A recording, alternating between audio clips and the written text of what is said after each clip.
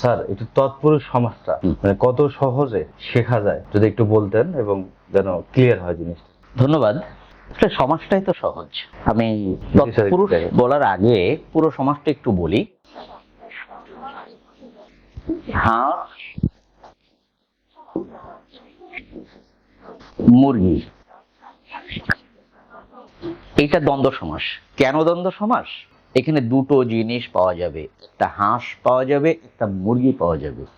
অর্থাৎ এখানে হাঁসও আছে, মুরগিও আছে। এই জন্য এটি দ্বন্দ্ব সমাস। ব্যাস বাক্য কি হবে? হাঁস ও মুরগি। এবার আমি আসছি, এইটাকে আমি কর্মধারয় করব। কর্মধারয় করব কিভাবে? আমি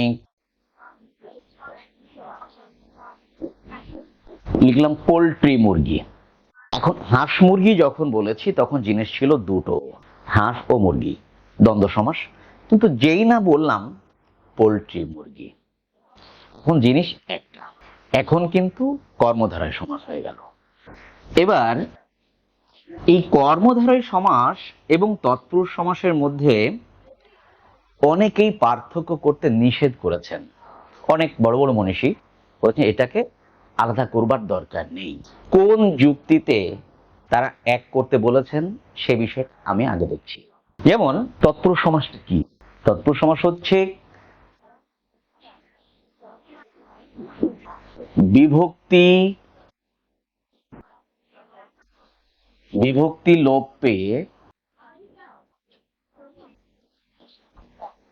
বিভক্তি লোপ পেয়ে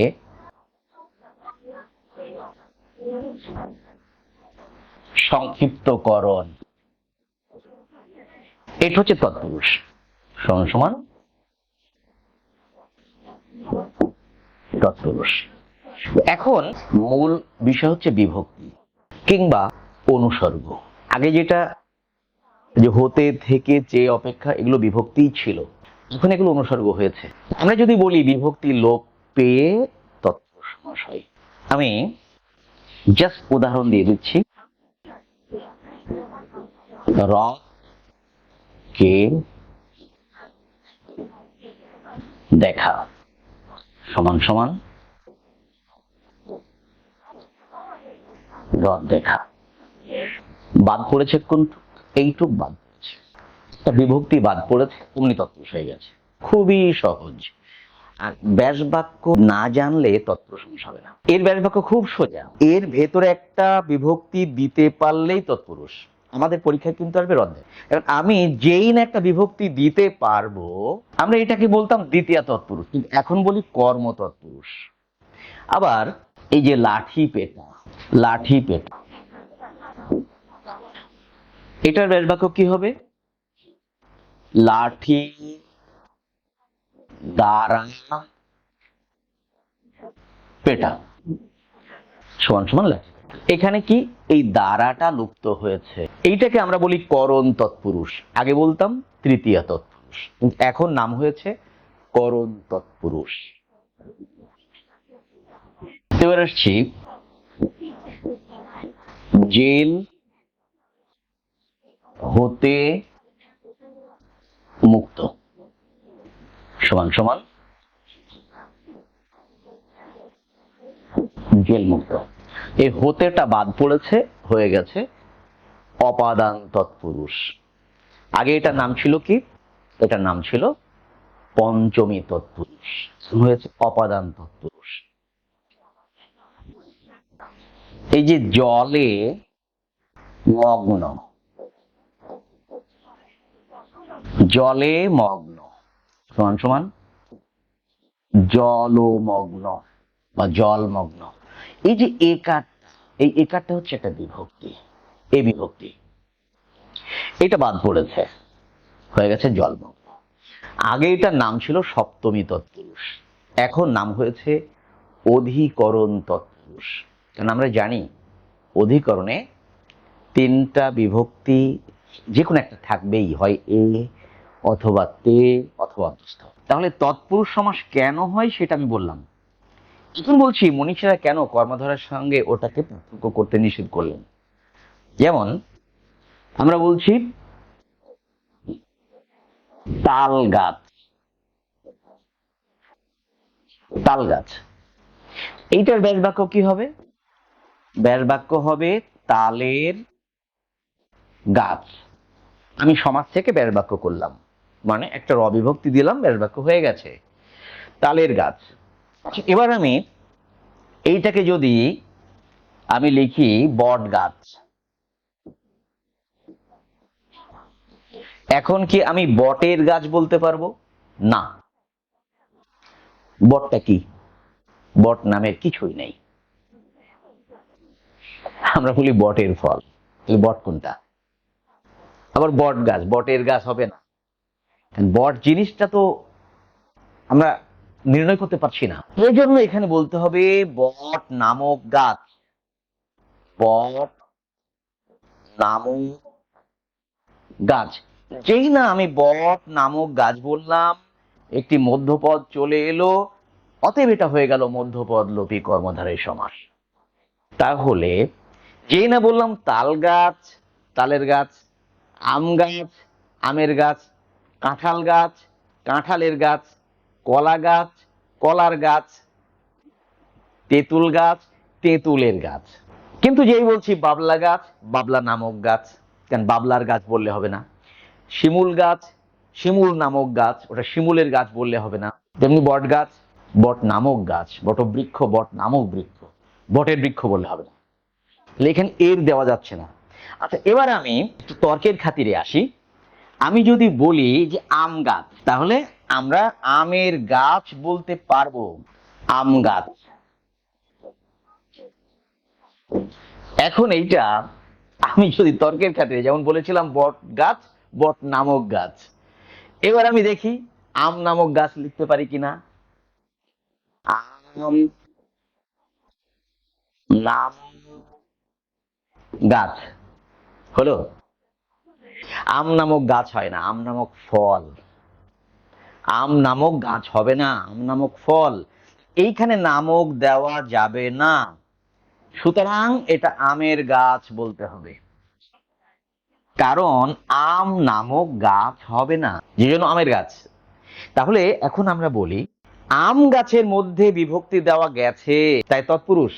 বট গাছের মধ্যে বিভক্তি দেওয়া যায় না, এই জন্য কর্মধারী। আমি আরো সহজ করে বলি, ব্যাস বাক্যের মধ্যে বিভক্তি দিলে অথবা ব্যাস বাক্য থেকে লোপ পেলে তৎপুরুষ হবে। তাহলে তৎপুরুষ হওয়ার একটাই মন্ত্র, যে ব্যাস বাক্যের মধ্যে বিভক্তি থাকা জরুরি, বাধ্যতামূলক, ম্যান্ডেটরি, থাকতেই হবে।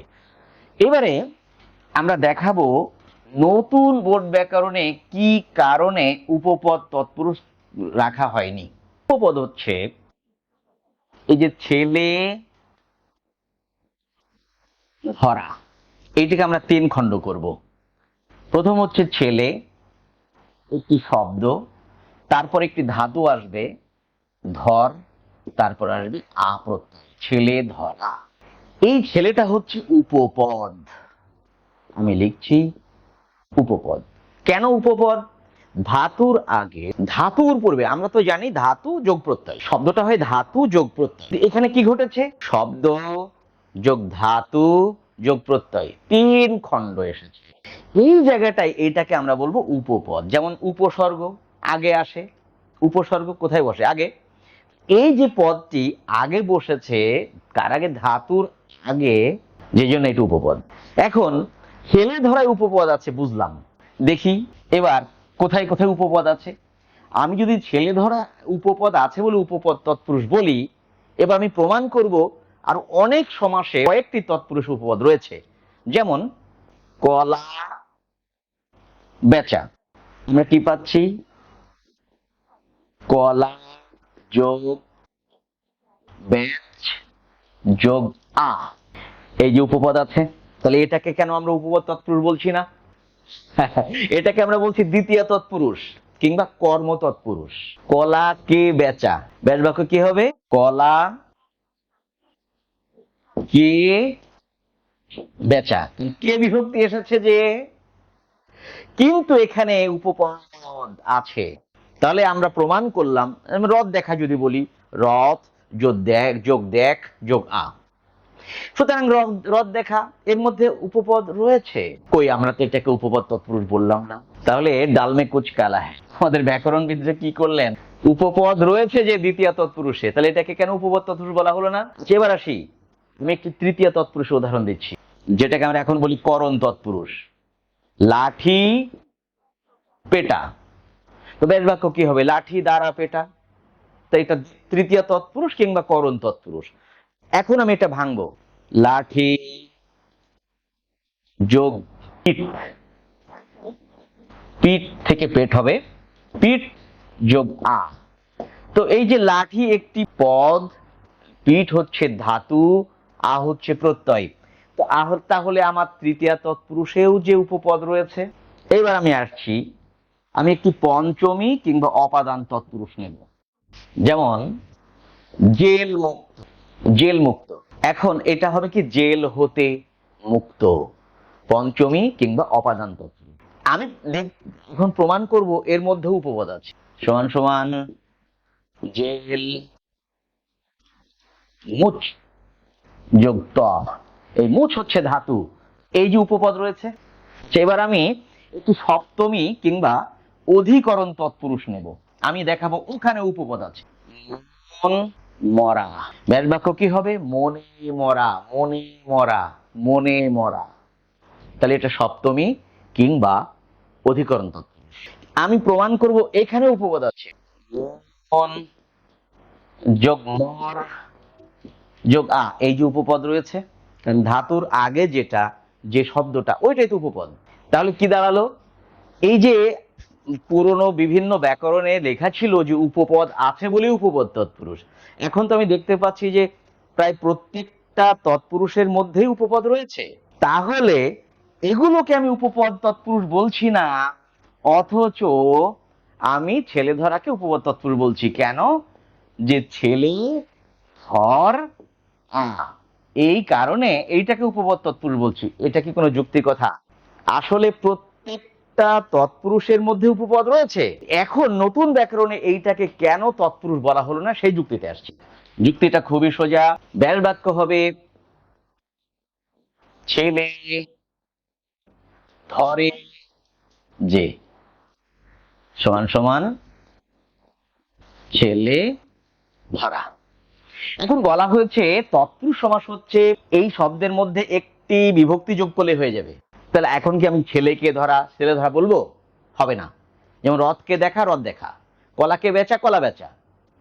তাহলে যেহেতু যেহেতু বিভক্তি যোগ করে ব্যাস বাক্য হয়নি, যে জন্য পূর্বের উপপদ তৎপুরুষ, তথাকথিত উপপদ তৎপুরুষ যেগুলো বলা হতো, পঙ্কজ, ছেলে ধরা, বর্ণচোরা, ওগুলো উপপদ তৎপুরুষ নয়। কারণ আমরা যে কোনো তৎপুরুষের মধ্যে উপপদ খুঁজে পাচ্ছি। সুতরাং এগুলো একেবারে অযৌক্তিক কথা যে উপপদ সব জায়গায় রয়েছে, তাহলে এইটাকে উপপদ তৎপুরুষ বলে এটাকে বিভ্রান্ত করবার কোনো সুযোগ নেই। তাই এই ছেলে ধরা এখন চলে যাবে বহুব্রীহি সমাসে। কারণ তৎপুরুষ হবার জন্য যেই মন্ত্রটা দরকার, যে বিভক্তি লাগবে, সেটা তো নেই, সেই জন্য এটাকে তৎপুরুষে দেওয়া যাচ্ছে না। এই কারণে নতুন বোর্ড ব্যাকরণ ওয়ালারা, নতুন বোর্ড ব্যাকরণ যারা লিখেছেন, তারা উপপদ তৎপুরুষ নামের কোনো তৎপুরুষ সমাস রাখেননি। এবার আমি আরেকটা যুক্তিতে আসছি, এই যে ন ইও, এটাকে বলা হয় নং তৎপুরুষ, এইটা কেন রাখা হলো না? এইটাও তৎপুরুষ সমাস নয়। যেমন নয় লিখিত সমান অলিখিত, নয় শিক্ষিত সমান অশিক্ষিত, নয় সাংবিধানিক সমান অসাংবিধানিক। এখন দেখা হলো এই যে নয় লিখিত ব্যাস বাক্য, নয় শিক্ষিত, আমি যে আমার সংজ্ঞায়নে বলা হলো যে বিভক্তি লোপ পেয়ে যে তৎপুরুষ হবে তাকে উপপদ তৎপুরুষ বলে, তো এখানে বিভক্তি আজ কোথায় আছে? সুতরাং এই সমাসটাকেও তৎপুরুষ সমাস বলা গেল না, অথচ পুরনো বোর্ড ব্যাকরণে এটা তৎপুরুষ সমাসে ছিল। এখন কেউ যদি বলে তাহলে সেই আমার নং তৎপুরুষ গেল কোথায়?